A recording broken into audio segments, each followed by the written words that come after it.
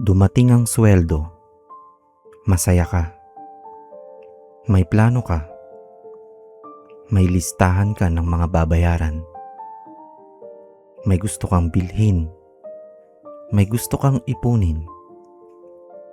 Pero ilang araw lang ang lumipas, parang hindi mo na alam kung saan napunta ang lahat. Minsan, hindi maliit ang kinikita natin, pero maliit ang natitira. Minsan pa nga, wala na talaga. At doon nagsisimula ang pag-aalala.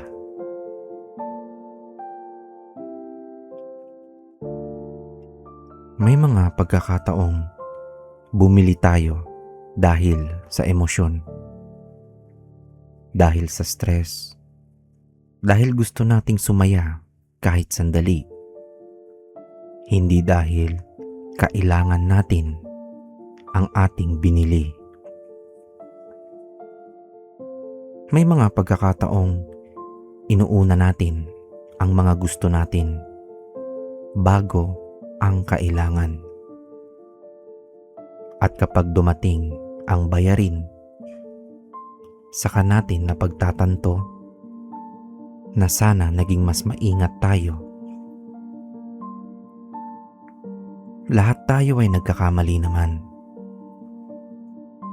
Pero ang mahalaga, handa tayong matuto sa mga pagkakamaling ating nagawa.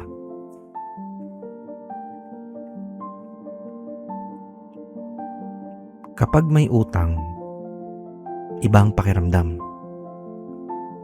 Tuwing tumutunog ang notification sa cellphone natin, kinakabahan tayo. Kinakabahan ka. Kapag may mensahe, iniisip mo kung naniningil na naman ba. At kahit nagtatrabaho ka ng mabuti, parang hindi ka makaabante. Parang hindi ka makausad. Parang ang bawat kinikita mo dumadaan lamang sa iyong mga kamay.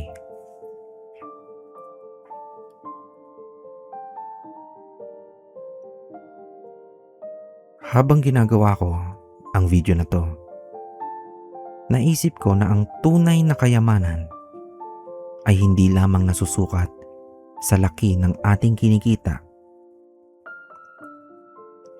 Nasusukat din ito sa karunungang ipinapakita natin sa paggamit ng ating mga biyaya. Hindi naman masamang mangarap. Wala namang nagsasabi nun. Hindi rin masamang bumili ng gusto natin paminsan-minsan. Ngunit, mahalaga ring matuto tayong magplano. Mag-ipon tayo kung kaya. Magbayad ng utang ng paunti-unti. At matutong makontento sa kung anong mayroon tayo habang tayo ay nagsisikap para sa mas magandang kinabukasan. Naintindihan ko naman na may mga bagay o pangyayari na dumarating na hindi natin inaasahan. At iyon ang nagbibigay dahilan kung bakit tayo nangungutang, kung bakit ang ilan sa atin ay baon na sa utang. May mga hindi tayo naasahang pangyayari katulad ng nagkakasakit, na-ospital at kung ano-ano pa. Ang pagbabago sa ating pananalapi o sa ating pera ay kadalasang hindi nangyayari sa isang malaking hakbang. Walang ganun. Nagsisimula ito sa maliliit ngunit matatalinong desisyon na inuulit natin araw-araw. Sabi nga sa Ingles, one step at a time. Sa Kawikaan, chapter 21, verse 20. Sinabi dito, ang marunong ay nag-iimpok ng mahalagang bagay, ngunit ang mangmang ay inuubos agad ang lahat ng mayroon siya. Napakagandang paalala nito ha. Hindi tayo tinatawag ng Diyos na matakot sa pera. Tinatawag niya tayong maging mabubuting katiwala ng anumang ipinagkatiwala niya sa atin. Yung iba sa inyo, alam ang kwento ng Matching at ng Pagong, na kung saan naghati sila sa puno ng saging dahil sa pagiging gahaman o greedy ng Matching. Kinuha niya ang kalahati na may bunga at ang kinuha naman ng Pagong ay ang kalahati na nakatanim sa lupa. Ano ang nangyari? Naubos ng Matching ang kung anong meron siya, yung saging, at hindi na muli pang namunga ang puno niya. Pero ang Pagong, naghintay lamang siya ng konting panahon at nakuha niya ang mga bunga at patuloy siyang makakakuha dahil nasa kanya ang pundasyon at marunong siyang maghintay. Hindi siya naging gahaman.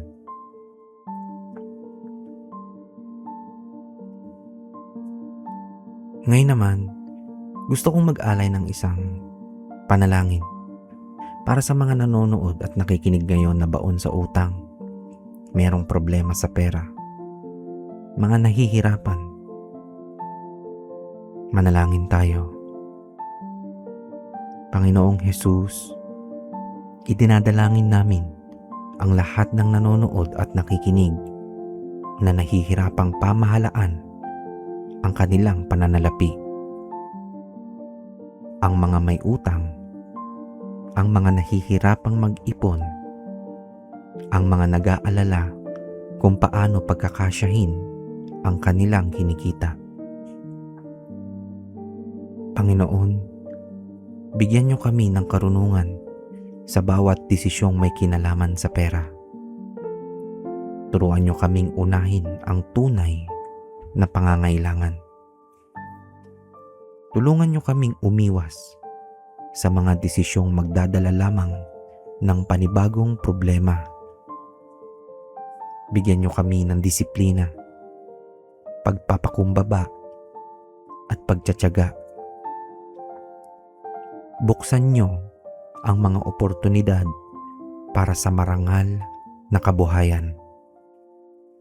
Tulungan niyo kaming unti-unting makawala sa mga utang at gawin niyo kaming mabubuting katiwala ng bawat biyayang ipinagkakaloob ninyo.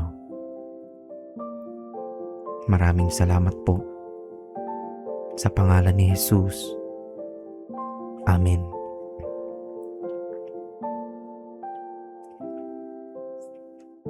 Maraming salamat sa inyong pagsama sa ating panalangin ngayon.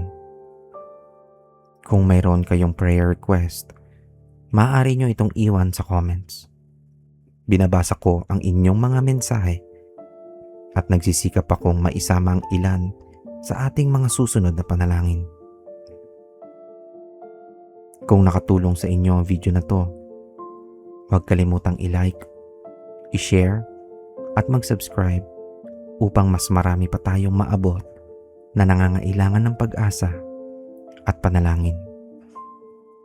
Hindi man natin naabot ang 50 subscribers noong July, sana ay maabot natin ang 60 subscribers ngayong August. Maraming salamat sa inyong suporta.